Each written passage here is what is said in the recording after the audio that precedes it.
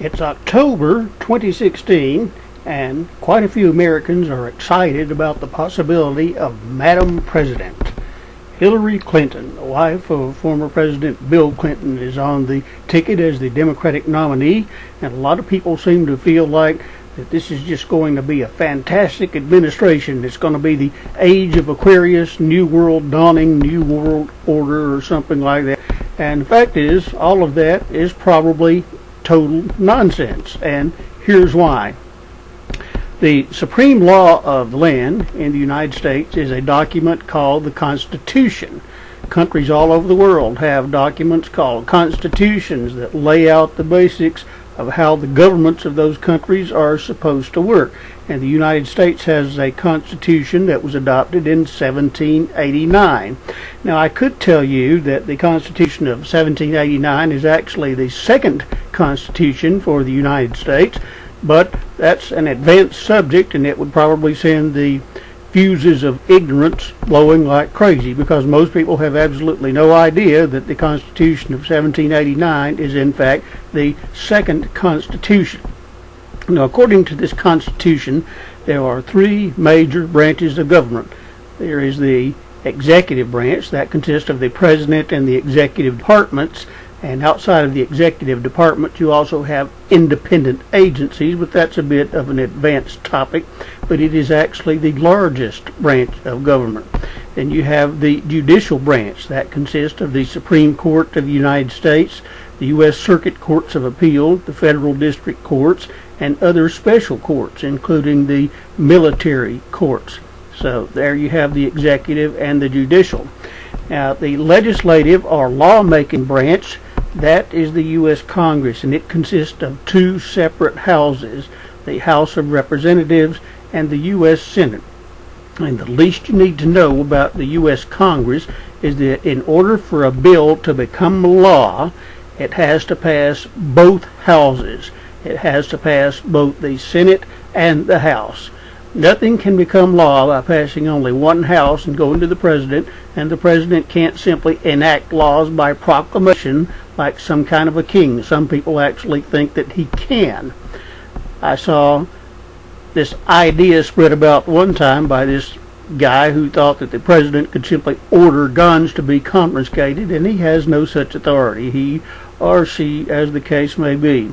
So the law-making branch is the U.S. Congress, the House of Representatives, and the Senate. Now, this is very important. The Senate is composed of 100 members, that is 2 members for each state of the United States. Every state gets 2 senators. The House of Representatives is a little bit more complicated, because the House is based on the population of the states. What is population? That is simply the number of people who live in the states. So small states, such as states that have a very small population, such as Alaska, the smallest of populations, they only have 1 congressional district for the whole state. They only have 1 congressman, and there are a handful that have 1 congressman. But a big state, a state that has really a lot of people, like California, that state has many congressional districts.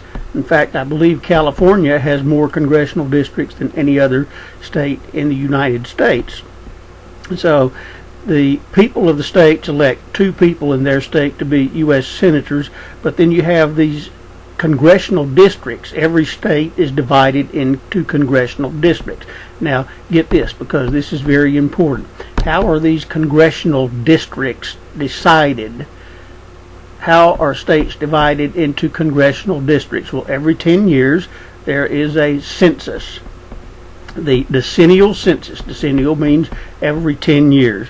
So an effort is made to determine what the population is of the United States, and there is no foolproof way of doing this. The best that we can get is a close, fairly scientific estimate. But this happens every 10 years, and after the results of the census are known, the legislators of each state draw lines for the congressional districts in those states. Now, what are state legislatures? Every state, believe it or not, has a Congress of its own. It has a constitution. The states have constitutions of their own, and they also have a Congress of their own. And that Congress is called the state legislature.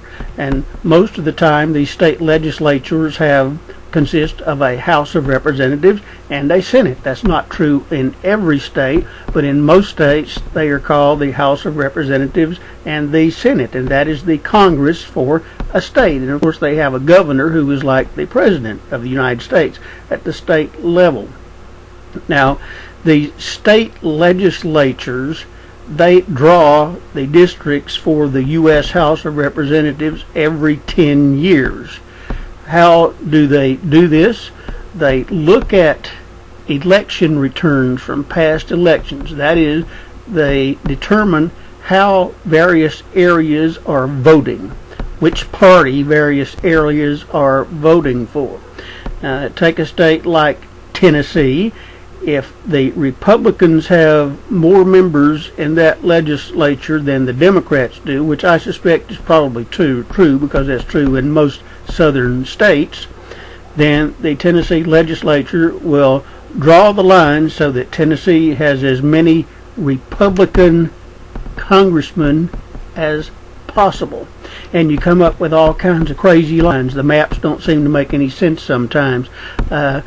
Considering that congressional districts are based on population, the number of people in a district, and that the districts should be similar in population. They can't be exactly the same, but they should be similar in population. Some districts cover a small geographical area, such as in urban areas or city areas, and some cover a large geographical area. But if the Republican Party controls the Tennessee legislature, then they're going to draw those districts so that Tennessee elects as many Republican congressmen as possible based on previous election returns, based on how various areas have voted. Now, the last census was in 2010, and that was also the year that Republicans captured control of the U.S. House. That was the last time the House changed control. So in the 2010 election, a lot of people were very angry about Obamacare, and they went out and voted Republican in huge numbers. And so the Republican Party captured control of the House in the 2010 election, and they came into office in January of 2011. So since that time, nothing of really major significance to the American people has actually gotten through the U.S. Congress. The Congress has basically been on autopilot because President Barack Obama, of course, is a Democrat, and the U.S. House is controlled by Republicans. Now, there used to be something called bipartisanship, where you would have a lot of Republicans and Democrats on both sides of each issue. But that essentially went down the drain in the 2010 election. It started going down the drain during the George W. Bush administration, when the ideological lines got much harder than they had been before, but it really went down the drain after the 2010 election. So now you have Republicans in the House. They control the House, and they will not vote for hardly anything that is supported by President Barack Obama. So very little of significance, very little of importance to the American people has actually gotten through Congress since that time because of partisan gridlock. Now, as I said, the House districts are rearranged every 10 years by state legislatures, and they do it in such a way that the parties that control those legislatures, if it's a Republican Party and they control the Tennessee legislature or the Kansas legislature or whatever, they draw those lines to make sure that as many Republicans as possible are elected. So they won the House anyway before that census went into effect. But after the 2010 census, can you guess which party controlled most of the state legislatures in the United States? Was it the Communist Party? Was it the Labor Party? Maybe it was the Fascist Party or the Green Party. maybe they control most of the state legislatures in the United States after the 2010 census. No. After the 2010 census, most state legislatures were controlled by the Republican Party. So the results of the 2010 census came in, and guess what? These Republican legislatures drew the congressional districts based on previous voting pattern so that as many Republicans as possible would be elected the next time the election for the U.S. House came along, which is every 2 years. What does this mean? It means that the U.S. House of Representatives is firmly in Republican control. And as I attempted to explain a little bit earlier, bipartisanship is essentially dead.